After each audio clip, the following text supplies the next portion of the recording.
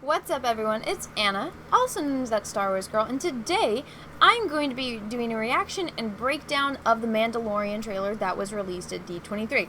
Now, when I was at Star Wars Celebration in Chicago back in April, I was in the Mandalorian panel. I got to see, all the actors come out and talk, Jon Favreau, Dave Filoni, and they showed us about 17 minutes of footage, and, they all came out and said, turn off your cameras, you're not allowed to film any of this, but I saw a decent amount of footage that I don't know if it's been released anywhere else yet or if it's been leaked, but I'm kind of hesitant to say that I am going to be completely shocked by this trailer just because the amount of footage that they showed us at Star Wars Celebration, I don't know if it's going to be something I've already seen or not. So if I'm not too surprised by things that are happening, I'm just gonna say that's probably why I might have seen it already. If there is stuff that I haven't seen, maybe because they've gotten further along in production, that'll be cool. What I have seen so far, it's something that I'm interested in. I'm gonna say this a lot with all these new movies that they've been announcing. I'm gonna be, taking it with a grain of salt. I really like the things that I saw at Celebration, because they talked, everyone that was there in that panel, they were all so excited, and Jon Favreau and Dave Filoni were talking about how they were just so excited to work on this, and how, they went into their basements and their garages and they started building all these practical effects, and, Jon talked about how he found out after working with Guillermo del Toro, how, Del Toro, he makes everything, so he has the props afterwards. I mean, he has two houses. One of them is all of his weird monster stuff. The other one is the one he lives at with his family. And so they were talking about how they wanted, authentic props like they did back when the original Star Wars trilogy was coming out. So they showed how they used all these practical effects to do, the shots for the ships. And I loved that. I do like the cast that is, in this show. So it's the way that they present it, it's like everything kind of, looks good on the checklist, but it might not be executed to the best of its abilities. The story might not be there. I don't know. It's so hard for me to get excited and invested in things because of what Disney has done. Their whole, let's destroy everything and, let the past die. Let's destroy all these characters, everything that you love. Let's destroy Star Wars. We're going to stay true to Star Wars, George, but then, they murder it. So it's very hard for me to, get invested, get excited, but I've been babbling on too long, so let's go check out this trailer, and I will do, a step-by-step analysis after I've watched it. So let's check this out. Alright, everyone, I have the trailer pulled up. Let me turn the volume on. Let's turn it up. Alright, let's check this out. I already see these stormtrooper helmets.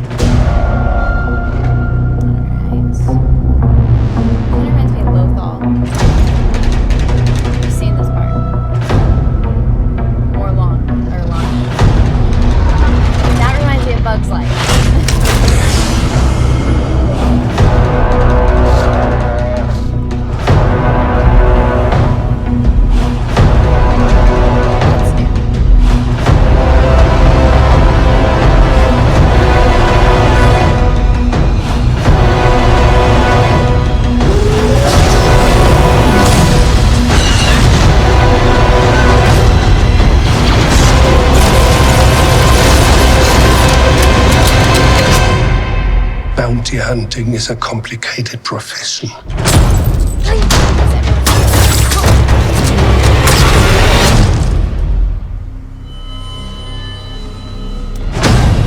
Don't you agree?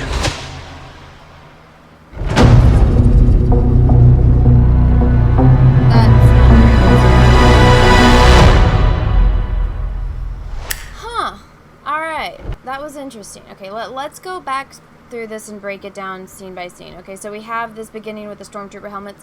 For some reason, maybe it's because back in the original trilogy, it's not as high def, so you can't see everything, but this doesn't exactly look like armor. It looks like plastic. Maybe they're still not done with everything in post-production.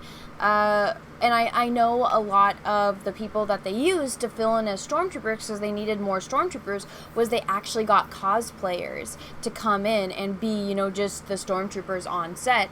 And, you know, they talked about it, you know, the actors, and then Jon Favreau and Dave Filoni, and they said, you know, these guys were so professional, their costumes were so authentic, you couldn't even tell that they were just cosplayers. They, you know, they were the legit thing.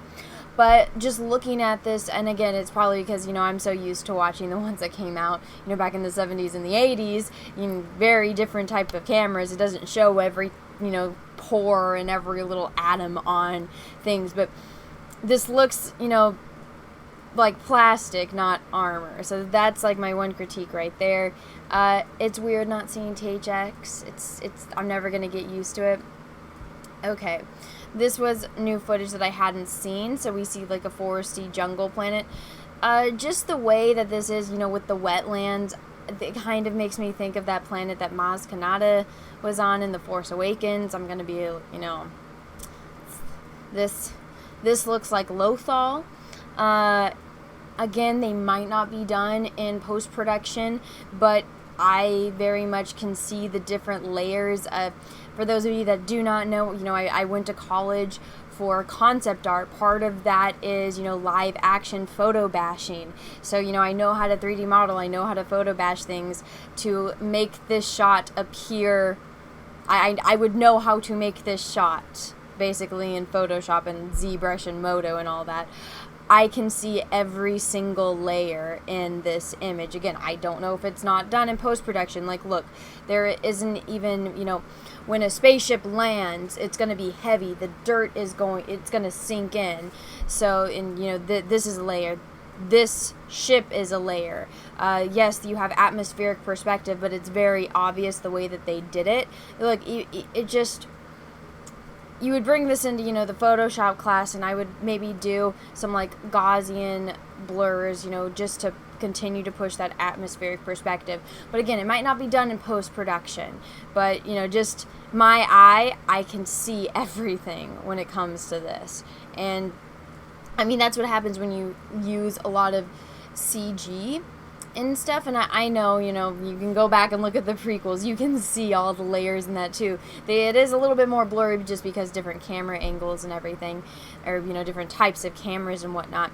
But this, it's, I know that this was filmed in a studio warehouse. It's very much obvious, and again, maybe because this is a TV show, doesn't have as big of a budget, but I can see it. If I'm watching a show and the writing is good, that I don't care as much about the props. Like, I grew up watching the original Star Trek show.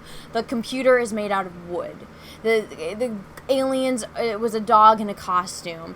So, you know, I can put up with bad effects. Sometimes it makes the show even more endearing, but the story has to be there, the characters have to be there, and I like all the actors that are in this show that I've seen so far.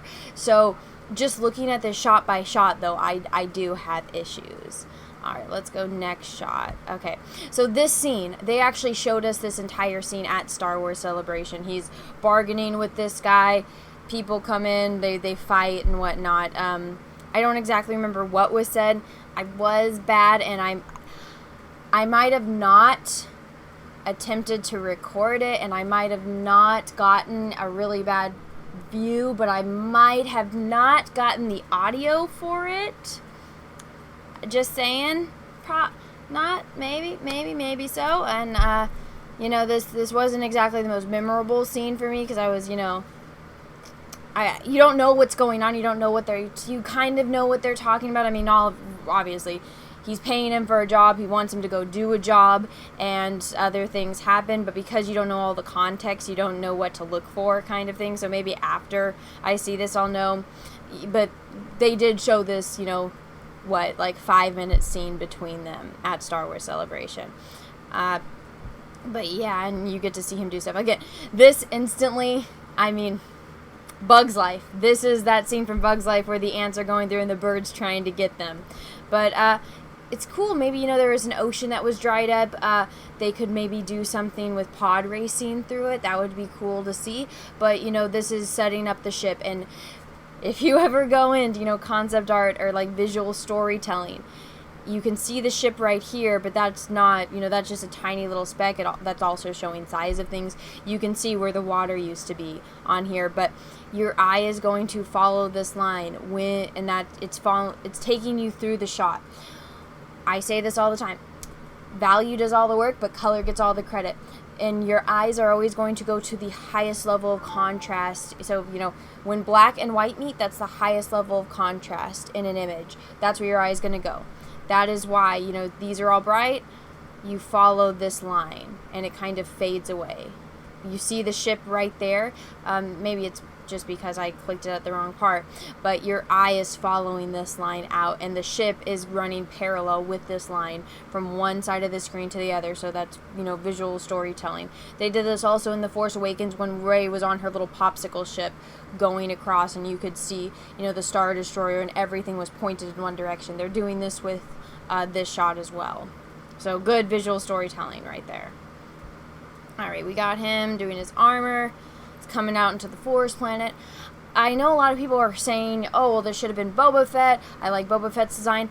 I actually really like this guy's design. I know Boba Fett was very asymmetrical. So when you have an asymmetrical character, it's like, his cape goes on both sides. Boba Fett's cape was on one side. When, he's got the one thing, the little... I'm blanking on the name for it, but the little antenna thing on his helmet on one side, he doesn't have it on the other. So when you create asymmetrical characters, that's when you really get that interest going. And, when things aren't matching perfectly, it's not symmetrical, it creates interest. That's usually when you see a character that's like an anti-hero type of character. They're very asymmetrical. Even like with Luke Skywalker in Return of the Jedi, when his flap comes down, yeah, it's symbolic of the color, because it's like, oh, is he going to turn to the dark side? Then he comes back, oh, it's white all the time. He's symbolic for he was always good on the inside. But even that creates asymmetry because it's only on one side. It's not, complete. So, on this, yeah, he has his, cape. This is showing a little bit more. So they're even though it's not completely asymmetrical, they're trying to show it with lighting, with the way that it moves. I really like the design. I like the colors that they use on this character.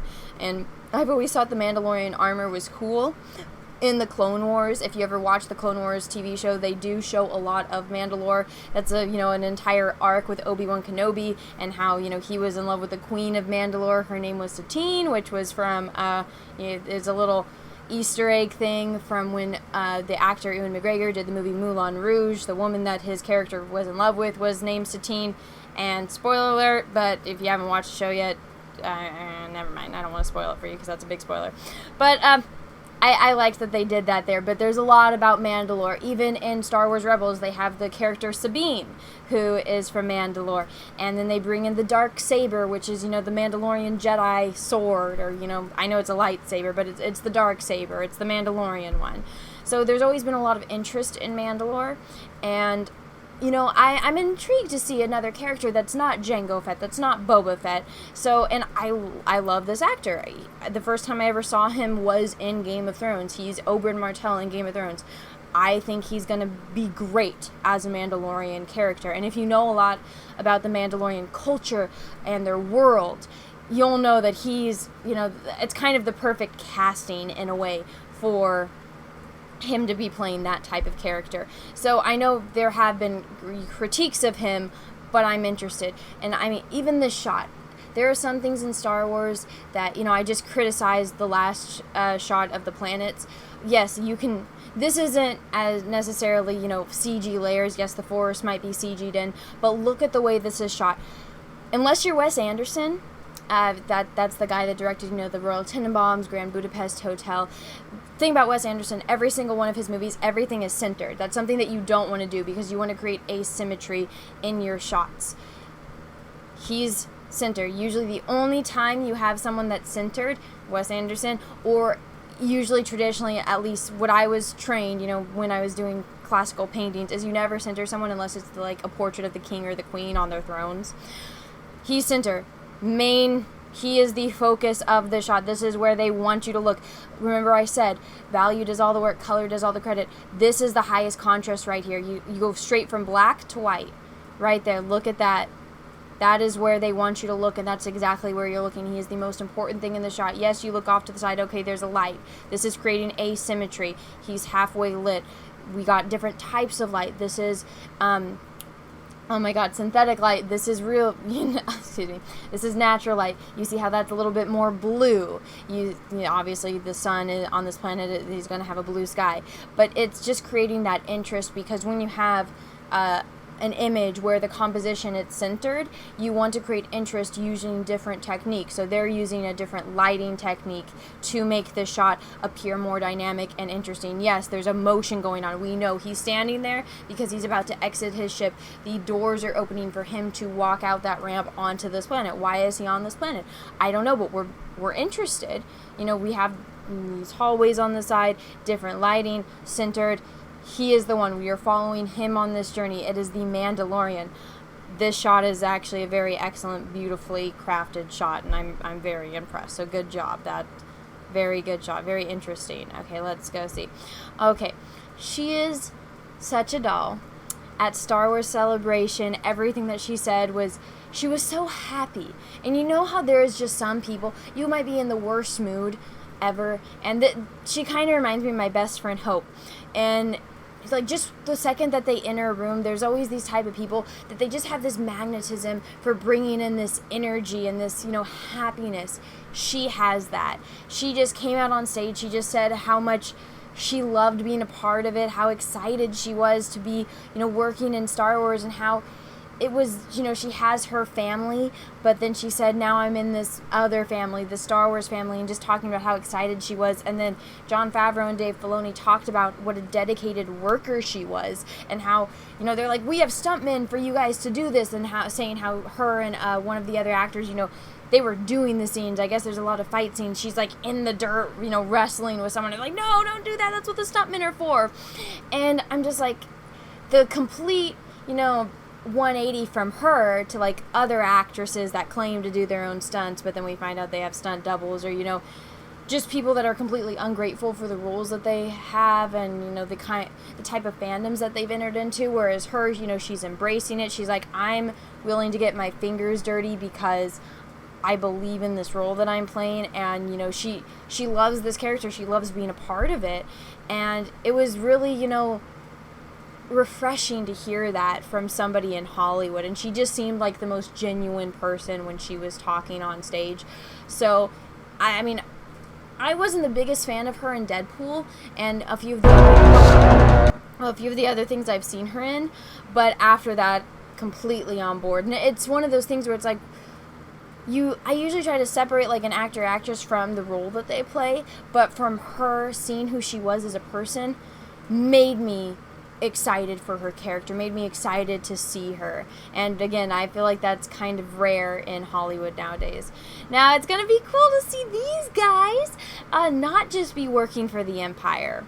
And I know this is supposed to be set after Return of the Jedi, I believe. I'm pretty sure. I'm like 99.9% sure this is after the Empire. So it's going to be interesting to see these guys not be working for the Empire. Got the Mandalorian here again, looking at this guy, and I'm glad to see more aliens. There we go. I wonder if they'll bring Hera in. I doubt it, but, no, that's wrong time period, because that Rebels takes place when Darth Vader is still alive. So no, this, maybe you'll bring Hera in. But I'm excited to see them. We will see if they even go to their planet or not. Let's see, okay. Again, beautiful shot, very centered. Maybe that's a theme that's going on in this trailer, that they're using a lot of centered shots. And I mean, even look, you know, not only is he in the center of the frame, but they're literally framing him again. Like, the direction of everything's pointing to him, even the way that like the colors fade into him. And you see, remember I said, highest value difference right there. They even lighten that up for you to give you a little bit of atmospheric perspective, but it still centers you on this character. It's the Mandalorian. They're reminding us who this show is about.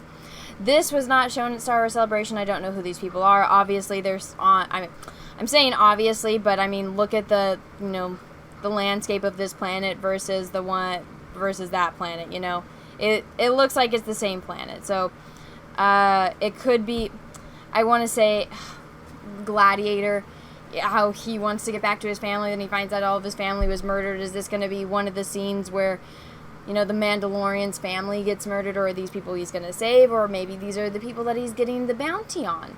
And, we don't know. We won't know until we watch it, but something obviously bad is happening to these two. You don't see, two fully clothed people in water hugging each other, scared for their lives, and this might be part of a ship, or it might be part of a armor that they were using to hide. I don't know, or maybe even a weapon. I don't know, but whatever it is, it seems useless. They're obviously not concerned about it. They are more concerned about what's here off screen. So that's something that we'll learn about. Got these new stormtroopers, and then where is he? Okay, so we know Mandalorian. Ooh, I wonder if he's gonna shoot first. It's like, I feel like this is like a Western shot. Like, okay, let's do, we're gonna have that duel where we stand off, we stand there and then, shoot. And then, of course, we have Gus from Breaking Bad. Nice to see him. Now, he is a fantastic actor. There was another film where I saw him, and I want to say, I always blank on it, but I feel like I saw him a long time ago when I was very young in a play that was filmed, and he was a cat. I want to say, because I remember it was on like a VHS recording, and he was very, very young. So, but I remember him, he was a cat, and it was a rendition of The Ugly Duckling, but it was a very high, unless it was somebody that looked a lot like him, and sounded a lot like him, and acted a lot like him. But I think there was a really, high level theater production of The Ugly Duckling where he was the cat. I could be wrong, but I'm pretty sure it was him that I saw. Again, I was very, very young at the time, but every time I see him, I'm reminded of that production that I saw that was, on a recorded VHS. It still had the commercials because my mom, I think, recorded it on, from television. Could be wrong, but I think of him every single time I see him, and then I'm like, oh, he was in Breaking Bad too. Fantastic actor. It's going to be nice seeing him working for whoever, if the Empire's still around, the remnants of the Empire. I don't know if they're going to do the whole First Order route, because they want to, if all those allegations are true, that they're moving away from everything because Lucas still has part of the rights to the merchandising, and he still owns rights to certain characters, and they're trying to make that difference between the First Order and the Empire, and he's maybe the start of the First Order or the remnants of the Empire. I don't know. I haven't seen anything for it yet, but either way, it'll be nice to see him back as a villain, because he is a very, very good actor, and I hope the scripts are up to par, because this man is very, very capable of his job, and it would be nice to see him allowed to tap into other parts of that villainous type of character.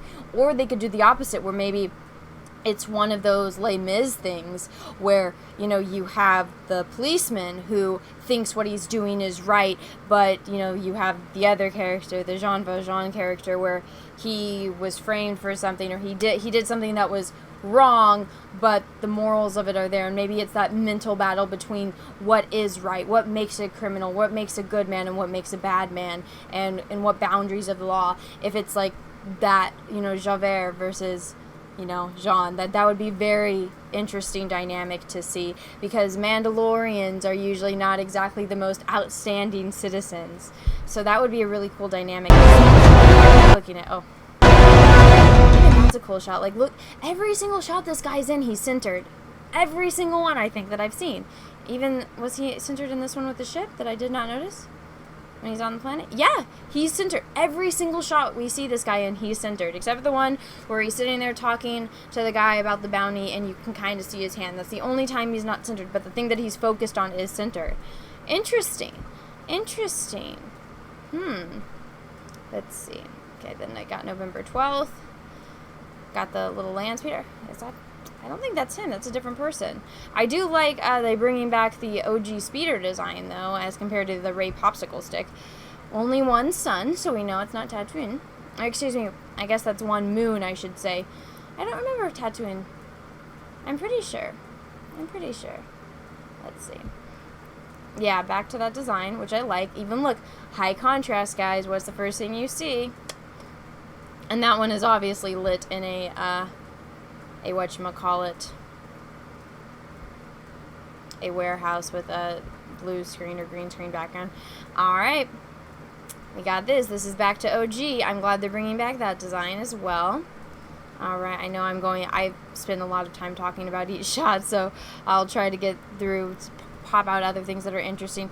So yeah, of course, we know that this is going to be some kind of fight. This looks like that last city that we saw at the beginning that I was talking about, the very obvious CG. Okay, everyone looks like they're in pain in this, except for the girl, and not the girl that was in the water, but we got kids hugging people.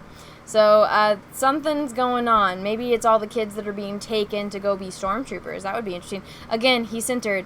I like that he has his assassin droid. I'm glad that they're bringing in, it's cool to see astromech droids. It's cool to see protocol droids. But this is a droid that, we didn't really get to see too much of in the prequels. We got to see, like, a shot of one, as one of the bounty hunters in the original trilogy. But if you watch the Clone Wars, these things, give Ahsoka and Anakin, a run for their money.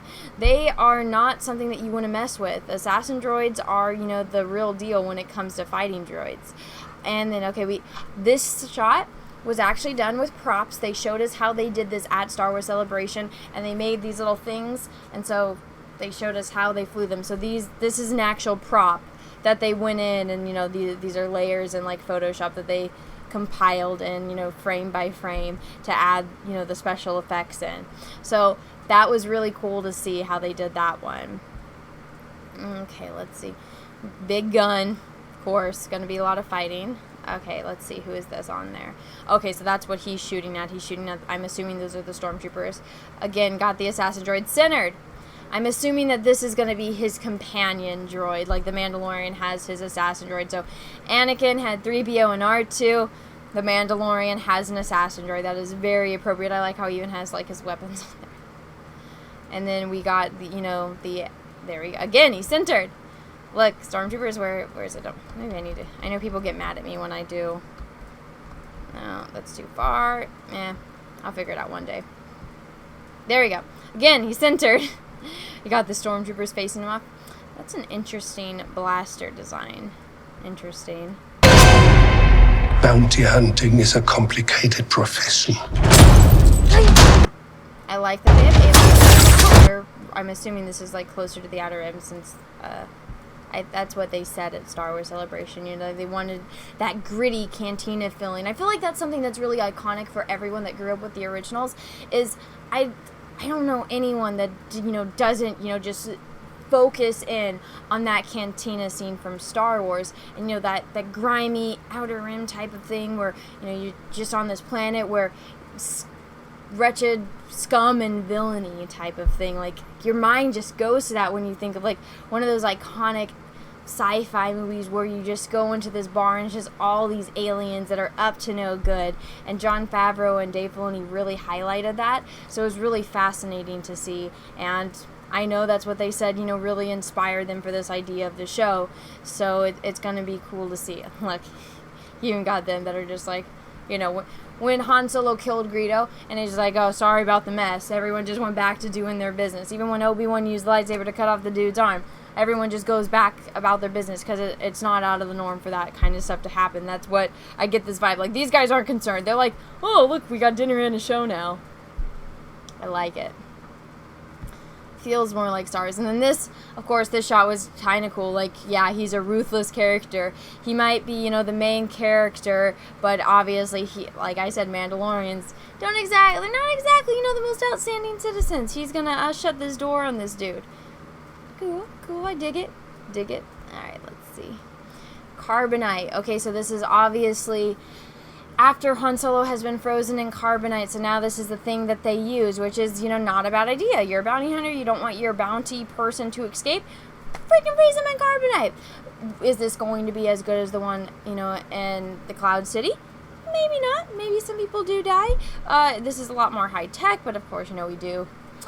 It is, you know, 2019. We do have better special effects than they had, even though I prefer the OG special effects. Like, you know, this is very much, you know what I mean. You can see all the layers. You can see them. But cool. I like that they're going back to the roots. Again, centered. This is that scene that I was telling you about. We saw, and Star Wars Celebration. So I know what's gonna happen. Somebody's gonna come through those doors. Something's gonna happen. There's gonna be possibly a fight scene. And again, he's centered. Like I said, got a little, you know, obviously this guy, his helmet might be pretty.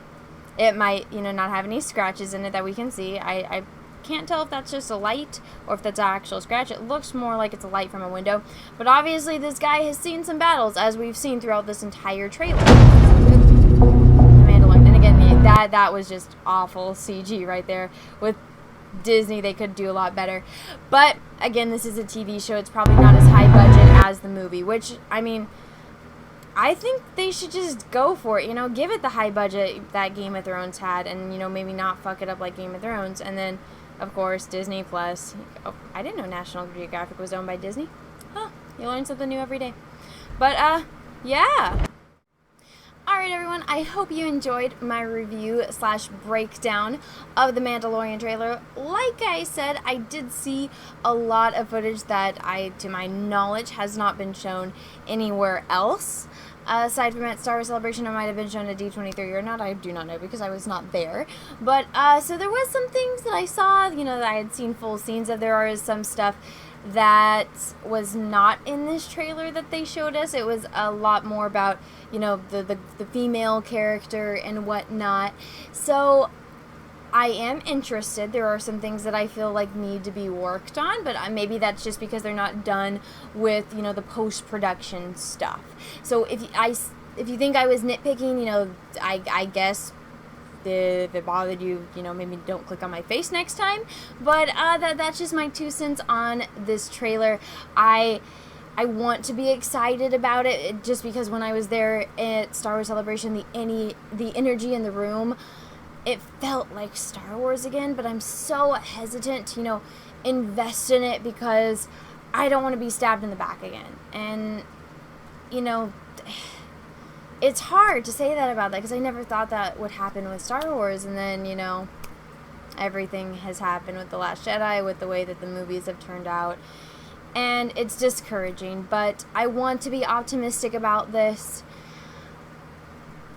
Gonna keep it at arm's length, though. I'm intrigued.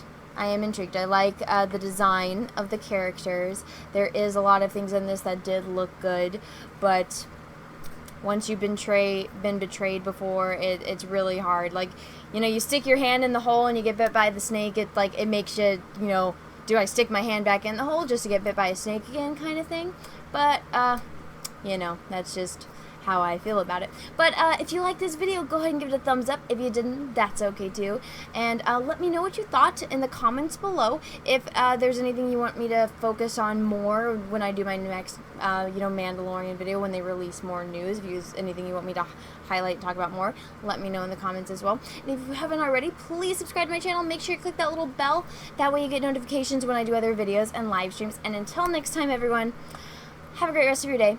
And may the Force be with you, because we are really, really, really going to need it. Bye, everyone.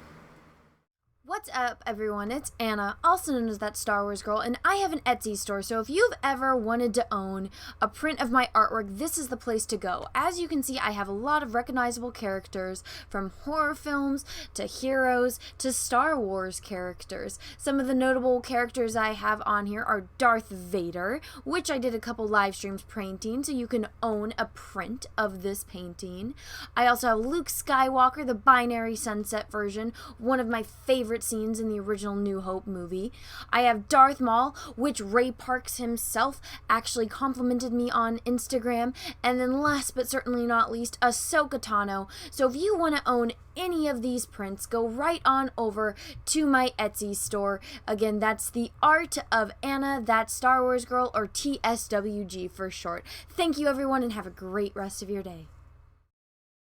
What's up everyone? I have a P.O. box, so if you want to send me some mail, go ahead and send it to Anna, That Star Wars Girl, or TSWG for short, at P.O. Box number 28171, Santa Ana, California, 927998171.